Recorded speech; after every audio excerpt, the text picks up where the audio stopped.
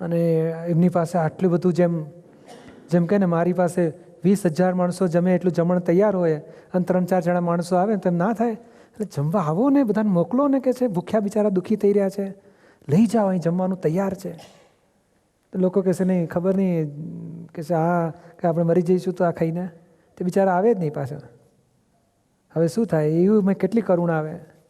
એમને આટલી જ વિટમણા હતી, આટલું દુઃખ હતું કે જગતને મારે વિજ્ઞાન પહોંચાડવું છે, તમામ દુઃખોથી મુક્તિ થાય એવું મને પ્રગટ થયું છે, લોકો લાભ ઉઠાવી જાઓ.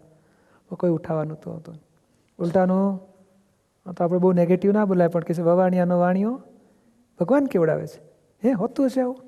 તો ઉલટાનો વિરોધ કરીને ઉલટાનું ભગવાન આવા મહાન જ્ઞાનીને વિરોધ કર્યો. હવે પછી આરાધના કરશે. આ કુદરતનો નિયમ જ છે કે એક ભાવમાં વિરાધના કરે, બીજા ભાવમાં આરાધના કરે. જ્યારે પ્રત્યક્ષ હોય ત્યારે વિરાધના કરી નાખે, પરોક્ષ થાય ત્યારે આરાધના કર્યા કરે. એમ કરતાં કરતાં અનંતકાળથી બુજ્યો જ નથી પોતે. એ તો સરળ કેવા હોય કે હે ચાલો કે છે જ્ઞાન છે તો લાવો લઈ આવીએ. એટલે એમને આ સત્સંગ ખૂબ એટલું બધું એમની પાસે અઢળક હતું, પણ લોકોની પ્રાપ્તિ પુણ્ય નહોતું જાગ્યું.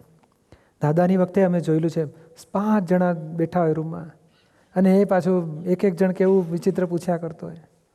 રાખે કે આવડા મહાન જ્ઞાની, પણ આ તો એમણે કંઈક કૃપા જગતના જીવો ઉપર કે નિરૂમાને જબરજસ્ત એમણે આશીર્વાદ આપ્યા કે આખું જ્ઞાન માર્ગ ચાલુ રહ્યો. નિરૂમાએ મને આપ્યા તે પાછું આગળ ચાલુ રહ્યું. તો આવું આ વિજ્ઞાન દટાઈ જતા વાર ના લાગે. કારણ જગતને અંધારું જ પસંદ છે, અજવાળું થાય ને એને બુજાવી નાખે છે. અનાદિકાળથી આવું છે. પછી ગયા પછી પૂજા કરશે, હા, સમાધિને પૂજા કરશે. હાજર હોય ને ત્યારે વિમુખ રહ્યા કરે. એટલે આ તો દાદા કહેતા ને કે આ તો જગતની પુણ્ય જાગી છે, અને લાખો માણસો હજુ તો આ વિજ્ઞાનને પામશે, અને આખી દુનિયાનું આ કલ્યાણ થવાનું છે. આ જગત કલ્યાણનું મિશન છે. એ બહુ લોકો પામશે. બ્રહ્મા વિષ્ણુ મહેશ કલ્પિત લાગે છે તો તે વિશે સમજાવશો. એ કલ્પિત એટલે શું? લોક માન્યતા, એને આપણે બહુ દખલ કરવી નહીં. લોકોની માન્યતા શ્રદ્ધા છે, પણ આધ્યાત્મિક દશામાં બહુ જુદું છે આખું. એ 2 રીતે છે. વેદાંતમાં એને કૃષ્ણ ભગવાને પ્રકૃતિ ગુણો કયા, ત્રિગુણ કે છે ને, સત્વગુણ, રજોગુણ, સત્વગુણ ને તમોગુણ. એ રજ, સત્વ, તમ એ જ આ બ્રહ્મા વિષ્ણુ મહેશને પ્રતિક રૂપે મૂક્યા છે. અને ભગવાન મહાવીરે એને ઉત્પન્નેવા, ધ્રુવેવા અને વિઘ્નેવા, ઉત્પાત વયા અને ધ્રુવ, એ 3 પરિણામ કયા ને પર્યાયના, તે એ સ્વરૂપે છે મૂળ. પેલું જ ઉત્પન્ન થાય છે બ્રહ્મા, સ્થિર રહે છે વિષ્ણુ, વિનાશ થાય છે મહેશ. એ પર્યાયની અવસ્થાઓ કહેવાય, પર્યાયની સ્થિતિ કહેવાય છે. પર્યાયની સ્થિતિમાં શું છે? ઉત્પન્ન થાય, વિનાશ થવું, અને ધ્રુવ તરીકે પોતે તત્વ દ્રવ્ય કાયમનું છે.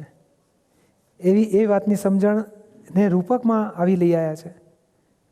એકચ્યુઅલી આપણે જે ફોટા છે એના પ્રત્યે કલ્પના લાગે છે, એના નામ પ્રત્યે નહીં. અને નામે આવું જ છે કે બ્રહ્મા વિષ્ણુ મહેશ નામના ઉપર કોઈ બેઠા જ નથી, પણ એને પ્રતિક રૂપે મૂક્યા છે કે ગુણના અધિપતિ દેવ તરીકે સ્થાપન કર્યા છે. ભાઈ સત્વગુણ, તો બ્રહ્માને નમસ્કાર કરો, સત્વગુણો પ્રકટ થાય. એટલે પ્રકૃતિના ગુણોને નિર્મળ કરવા અથવા તો પ્રકૃતિના ગુણોને પ્રગટ કરવા, વધારવા માટે એમની આરાધના કરવાની છે. સમજાય છે ને? એટલે યોગ્ય છે, આ બધું બહુ બરોબર છે. આ ડેવલપમેન્ટના સ્ટેજમાં હોય જ, અને આગળના સ્ટેજમાં તત્વજ્ઞાન આવે છે. જે અધ્યાત્મ શરૂ થાય ત્યારે તત્વજ્ઞાન હોય છે, ત્યારે પછી આ બધી વસ્તુની ઉપરની વાત મળે છે ને. એની સામે પછી જે જ્ઞાની પુરુષ જે છે એના પ્રત્યે ભાવ વધુ જાગે છે, પણ આમાં કલ્પના લાગે એમ ના. એટલે આમાં કેવું છે કે તમે કોલેજના વિદ્યાર્થી થાવ ને એટલે તમને 11મા ધોરણ સુધીની વાતોમાં પછી રસ ઉડવા માંડે, અને પછી કોલેજમાં આવો, પછી કોલેજમાંથી PhDમાં રસ જામે, કોલેજ પૂરી થાય એટલે PhDમાં ઘૂસો પછી. એવી રીતે આ કુદરતી નિયમ હોય છે. તમે આમાં કેવું છે, દુનિયાના બધા ધર્મો સાચા છે, સરખા નથી, પણ એક જ વિતરાગ ભગવાનની કોલેજના બધા સ્ટાન્ડર્ડો છે. જેમ ડૉક્ટર થવાની કોલેજ હોય ને, તો PhD સુધીનું હોય ને, તેમાં બાળ મંદિરથી PhD સુધી કયો વર્ગને ખોટો કહેવો? કોઈ ખોટો કહેવાય ખરો? કારણ તમે ભલે કોલેજમાં આવ્યા, પણ તેથી બાળ મંદિર જરૂર નથી, તો બીજા બાળકોને જરૂર છે. પણ જે 10મામાં આવ્યો, પછી 12મામાં જાઓ, દરેક ધોરણમાં કેટલા વર્ષ કાઢવા જોઈએ? 11 વર્ષ કરવા જોઈએ કે નહીં દરેકે? 1 વર્ષ, પછી આગળ વધવાનું. તો આમાંય આગળ વધવું છે. એમ કરતાં કરતાં વિતરાગ થવું એ મનુષ્યનો લક્ષ્ય. સમજાય છે ને? આ વિતરાગ ધોરણ, વિતરાગ ભગવાનની ધોરણ જ કોલેજ જ છે. એના બાળ મંદિરથી PhD બધા વર્ગો છે. વિતરાગો સેન્ટરમાં આવી ગયા છે. there are 360 degrees. વિતરાગો સેન્ટરમાં આવીને બધી રેડિયાએ એમની માટે ઇક્વલ છે. કોઈ જોડે વધારે નથી, કોઈ જોડે ઘટાડે નથી. છતાં બધાને સરખું પણ કહેતા નથી. એ કહે છે દરેક એની જગ્યાએ કરેક્ટ છે. બાળક એની જગ્યાએ સાચો છે, જુવાન જુવાનની જગ્યાએ સાચો છે, ઘડિયા ઘડિયાની જગ્યાએ સાચા છે.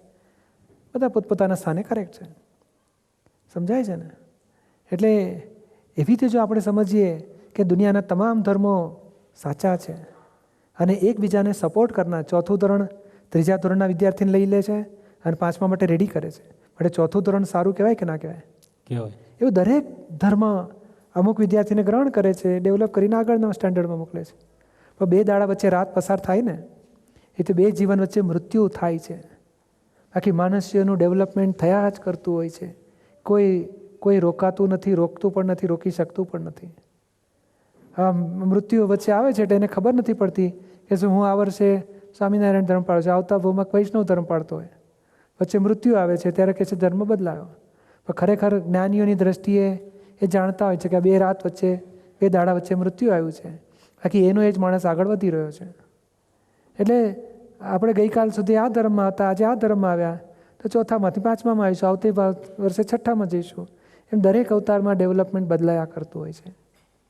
અથવા તો એક અવતારમાં પૂરેપૂરું ડેવલપ ના થયો તો 2-5 અવતાર વૈષ્ણવમાં જન્મીને પછી હાયર ડેવલપમેન્ટમાં જાય. એવું બધું ડેવલપમેન્ટ થયા કરતું હોય છે. ઘણી વખતે એવી સમજણ હોય તો કોઈ પ્રોબ્લેમ નથી, પણ ઘણી વખતે એમ થાય કે હું તો ભગવાનનું કરી રહ્યો છું, મારે કાંઈ જ્ઞાનની પણ જરૂર નથી, ત્યારે અડચણ ઊભી મોટી થાય ને. ના, એ લેવલ માટે બરાબર છે. 4થા ધોરણના વિદ્યાર્થીને તમે PhDની વાતો કરો તો ગભરાઈ જાય. ના, હું ભગવાનની ભક્તિ કરું, મારે જ્ઞાન જ્ઞાન જોઈતું નથી. પછી એ કોલેજમાં આવશે ને, જેમ 4થા ધોરણના વિદ્યાર્થીને પ્રેક્ટિકલમાં આપણે કહીએ કે તારે આ બધું ચંબુ અને બકનળી બધું લઈને એક્સપેરિમેન્ટ કર. હા, મને ના ભાવે કે છે, હું તો ગભરાઈ ગયો. તે જેમ 10મામાં આવશે ને ત્યારે એને પ્રેક્ટિકલ થોડું કરાવશે. અને કોલેજમાં તો ખરેખર એને લેબોરેટરીમાં 1 દિવસ કાઢવોય પડે આખો. તો 4થા ધોરણવાળાને લેબોરેટરીમાં કાઢીએ ચાલે? એવું દરેક લેવલ જુદું હોય છે. એ આવું બોલે ને એટલે આપણે દબાણ નહીં કરવાનું. ના, તારે જ્ઞાનની જરૂર નથી લાગતી, કંઈ વાંધો નહીં, હા, પણ તું આવજે ને સાંભળજે ને ગમશે તને, મૂકી દો, વહેતું મૂકી દો. કારણ દરેકનું ડેવલપમેન્ટ જુદું જુદું હોય છે. દાદા શું કહેતા, 14 લાખ મનુષ્યના લેવલ છે. એમાંથી ઉપરના 50,000ના લેવલ માટે જ આ તત્વજ્ઞાનની વાત હોય છે. બાકીના 13.5 લાખ લેવલવાળા તો અધર્મમાંથી ધર્મ તરફ વધી ડેવલપમેન્ટ થઈ રહ્યા છે. અને જ્યારે ઉપરના 50,000ના લેવલમાં આવે છે ને ત્યારે તત્વજ્ઞાન પામવાની લાયકાત ધરાવે છે. અને એમાંથી પાછા સિલેક્ટેડ લોકો તત્વજ્ઞાનને પામશે. એટલે આ તો બહુ હાઈ લેવલ. PhDમાં કેટલા વિદ્યાર્થીઓ હોય અને બાળ મંદિરમાં કેટલા છોકરા હોય? બાળ મંદિર તો 400 છોકરા હોય અને PhDમાં 25 છોકરા હોય માંડ. એવું આ કુદરતી વિભાજન પડી જાય છે. સમજાય છે ને? જય સચ્ચિદાનંદ. તમે સારી રીતે પૈસા બનાવવાનું ટ્રાય કરતા હો, you have an ambition, you want to do something in life. You don't want just to have an ordinary life, you want to have a good life. But at the same time, you're doing it in the right way without hurting anybody or taking anybody's money in a wrong way. And you're also helping the less fortunate in society. What, in your opinion? Very good. સારું is that છે. okay? Yeah. એ bed ના કહેવાય. અનીતિ બીજાને દુઃખ આપીને પૈસો ભેગો કરો એ બધું ખરાબ કહેવાય. પૈસોને બીજાને કંઈ પણ દુઃખ આપો ત્યારથી બધું ઊંધું જ કહેવાય. પછી તમે સારી ભાવના રાખો. અમે ભાવના રાખી છે ને, આખા જગતના કલ્યાણની ભાવના રાખી છે. કેમ ના રાખાય? ભાવના ટોપમોસ્ટ રાખો. અને આ લક્ષ્મી તમે ધારો કે લક્ષ્મી ભેગી કરો સારી ભાવનાથી, તમારી જાત માટે તો કેટલું વાપરીને વાપરવાના છે. તો બાકીની લક્ષ્મી સત્સંગ માટે વાપરો, સમાજના કલ્યાણ માટે વાપરો. બીજી 4 પ્રકારના દાન કહેવાય છે કે કોઈ ભૂખ્યાને તમે જમાડો તો આહાર દાન કહેવાય. ડૉક્ટરો અથવા તો હોસ્પિટલોમાં તમે દવા આપો દર્દીઓ માટે, એ ઔષધ દાન કહેવાય. આ પુસ્તકોનું ડિસ્ટ્રીબ્યુશનમાં તમે હેલ્પ કરી તે જ્ઞાન દાન કહેવાય. Oh, sorry, can you repeat that? The last one, distribution of what? એ લક્ષ્મી જે આવે છે, Yeah, no, the third part. Third part, એને જ્ઞાન દાન કહેવાય. જ્ઞાન દાન એટલે હોસ્પિટલમાં આપીએ એ બધું ઔષધ દાન. અને જ્ઞાન માટે જે હેલ્પ કરીએ, અહીંયા આજે 300-400 પીપલ માટે રોજ જમવાનું બને, તો કોઈ પોતાનું ફંડ તો આપતો હશે ને, મની, પછી બુક્સ બધું કોઈ પોતાના પૈસા આપતું હશે ને. એ જ્ઞાનદાનમાં જાય છે. એ લક્ષ્મી જ્ઞાનના ફેલાવવા માટે વપરાઈ એટલે જ્ઞાનદાન કહેવાય. એટલે આ ચોથું અભયદાન, એમાં લક્ષ્મીની જરૂર નથી, એમાં ભાવની જરૂર છે કે મન વચન કાયાથી કોઈને દુઃખ આપવું નથી. તે આવી ભાવનાઓ હોય તો એ લક્ષ્મી સદુપયોગ થઈ કહેવાય. આપણા હસબન્ડ, વાઈફ, છોકરા, મા બાપ ઘર માટે વાપરીએ ને એને ફરજ કહેવાય છે, એને દાન નથી કહેવાતું. સમજાય છે ને? એટલે એ તો ફરજ છે, છોકરાને ભણાવે કે દાન ના કહેવાય. પણ આપણા કુટુંબ સિવાય, ફેમિલી સિવાય પારકી વ્યક્તિને જેને મુશ્કેલી હોય એને હેલ્પ કરો ત્યારે દાન કહેવાય છે. તો એ લક્ષ્મી પારકાને માટે વાપરવી જ જોઈએ. તો જ તમારું ગયા ભૂમાં વપરાય છે એટલે આ ભૂમાં આવે છે. હજુ આ ભૂમાં વાપરશો તો પછી આવતે ભૂ પાછી આવશે. એટલે સારી વસ્તુ કહેવાય. સમજાયું ને? Thank you.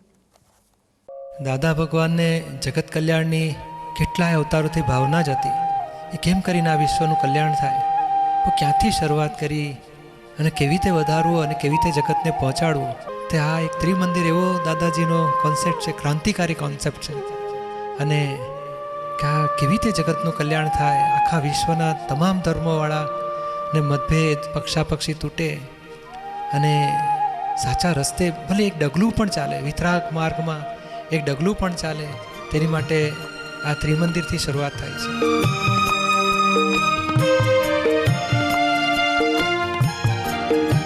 લોકો તો જ્યારે પગ મૂકે છે મંદિરમાં ત્યારે કે છે આ અલૌકિક વાઇબ્રેશન આવે છે, ભગવાન સાક્ષાત બેઠા હોય અને હૃદયમાં ભગવાન છપાઈ જાય છે, ભૂલાતા જ નથી. અને ગમે તે ધર્મ જ્ઞાતિનો હોય એને એમ જ લાગે છે મહારાજ ભગવાન, મહારાજ પરમાત્મા. હવે એક નવી શરૂઆત કરીએ, હવે એક નવી શરૂઆત કરીએ, શરૂઆત કરીએ, હા શરૂઆત કરીએ.